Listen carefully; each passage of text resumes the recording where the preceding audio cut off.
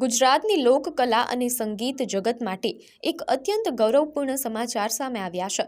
પોતાના ઢોલકના અજોડ તાલથી આખી દુનિયાને ડોલાવનાર ગુજરાતના જાણીતા કલાકાર હાજીભાઈ કાસમભાઈ મીર, જેઓ લોકજીભે હાજી રમકડું તરીકે લોકપ્રિય છે, તેમને ભારત સરકાર દ્વારા દેશના સર્વોચ્ચ નાગરિક સન્માનો પૈકીના એક એવા પદ્મશ્રી એવોર્ડથી સન્માનિત કરવામાં આવ્યા છે।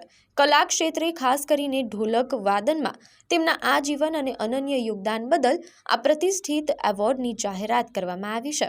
ભજન, સંતવાણી અને લોક સંગીતમાં હાજીભાઈ મીરની ઢોલકની થાપ, લય અને ગતિને અજોડ માનવામાં આવે છે। તેમણે પોતાનું આખું જીવન અત્યંત સામાન્ય પરિસ્થિતિઓ વચ્ચે પણ લોકકલાની નિસ્વાર્થ સેવામાં વિતાવ્યું છે। દેશ અને વિદેશના અનેક મોટા મંચો પર પ્રદર્શન કરીને તેમણે ગુજરાતની સંસ્કૃતિને વૈશ્વિક સ્તરે ગૌરવ અપાવ્યું છે।